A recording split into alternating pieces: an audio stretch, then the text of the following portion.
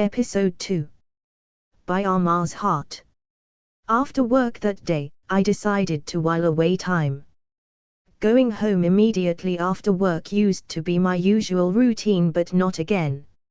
Ever since my parents starts with their trouble, I began to resent home. I called Richard to know if we can hang out and talk. His place was far from me, I could have gone over. Richard said he can't make it down because he was doing some paperwork for his dad and has a place to go with his guys. I had two single friends like me. Anita was my age mate while Jojo is a year younger. Jojo is 26 while me and Anita are 27 years, but we all bond together. Ria, my friend, is 25 years when she got married. Ella is 26 years, yet whenever we are all together you can't differentiate the age. Maturity and respect for everyone is what we portray. I called Jojo my fellow single girlfriend who is a slay queen and lives on her own. Her house was not too far from my worky place. She asked me to come over that she was home. I went over to Jojo's place to chill out time. Jojo was almost same age with me, but nobody troubles her over getting married and settling down like my parents does to me.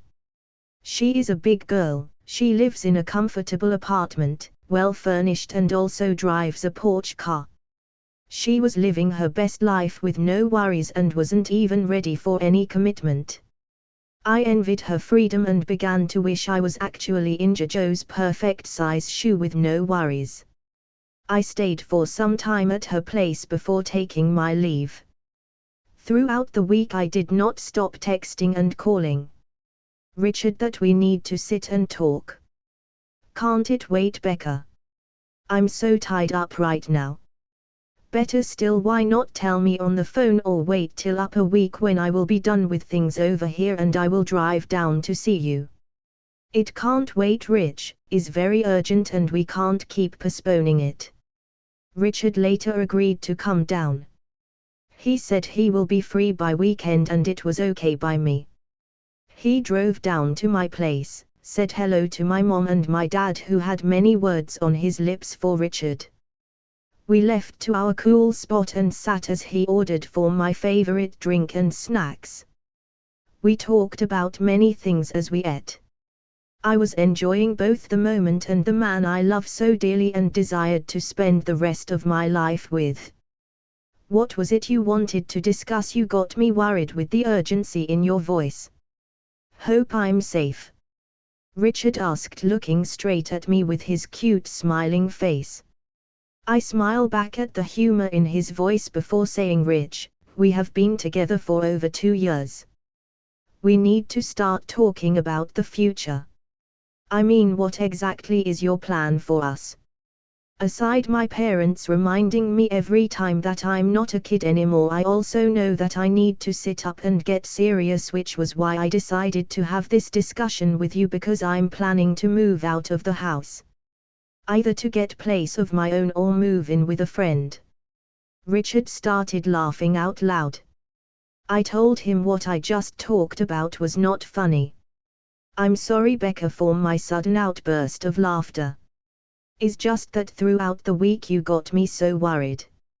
I thought it was something very important. I even thought you planned to break up with me. I never knew is because of this. Come on. Don't look at me like that, this is also important and it will happen. I love you, Becca, very much, and I'm sorry that for some times I have been too occupied with work and with my guys than the way I used to be with you. I will make it up to you, my love.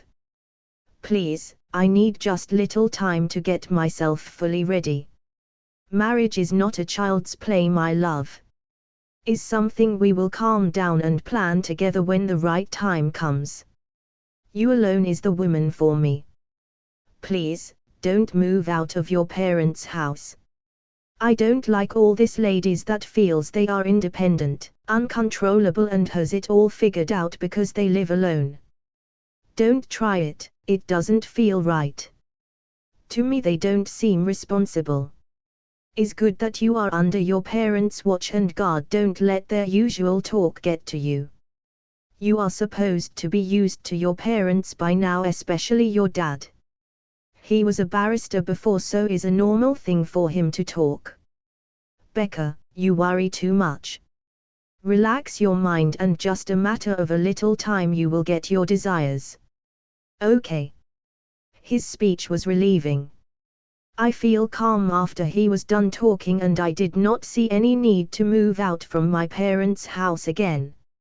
Richard said that is just a matter of time, a little time, and all my desires will come true. I believe him and will try not to let my parents' usual words get to me. The following week I was more happy than I have ever been. Richard invited me over to his place. We went out to beach, movies and many other places. It was fun-filled and I was happy and did not hide it when I'm home. My fellow single friends Jojo and Anita had a birthday party which they invited me over. I took Richard and we went there together to catch some fun. Anita and Jojo lives on their own, in the apartment they rented, and they are doing all right. They knows about Richard and we all cool together. I saw Richard looking at Jojo, he was admiring her. Jojo is a beautiful lady and any man can admire her. Since I know Richard is not into ladies, I hardly see him looking at a woman. He looked back at me and smile, of which I returned back the smile. I wasn't worried. Jojo is my friend and we graduated from the same school. She won't betray our years of friendship, and same with Richard, the love of my life. He has never cheated on me, even if he does it secretly. He respects me and I trust him. He is not only handsome, he is very sincere and open-minded. I heard him ask Jojo what she studied in school and few other normal questions. Jojo seems to like him too, as she smiled at his every question and answered him. They were getting along and it was okay by me. I know Jojo is not his type because she lives on her own, a free lifestyle. Richard has already made it clear that he doesn't like such women. I later joined in the conversation, even Anita joined in too, and we all had a great time before I left with Richard. I still stop at Jojo's place on my way back from work and spend little time before going home. With the way my life was going happily, my mom wanted to know the secret, and I told her that within a short period of time Richard will propose and our wedding plans will commence. My mom was happy and we had a fun-filled gist like mother and daughter. She told my dad, and as I was leaving for work the next morning, I saw my dad doing his usual early morning sport. Before I could even say good morning to him, he shouted out to me from his treadmill. Congratulations in advance, Rebecca. Your mother told me that Richard is planning a surprise proposal for you. That is what I'm talking about, is a good news. I want my 3 children to be making me proud. After your elder brother got married and traveled abroad with his family, the next person in line is you before Melinda. Don't allow your younger sister to outsmart you. Don't let her to first you to get married.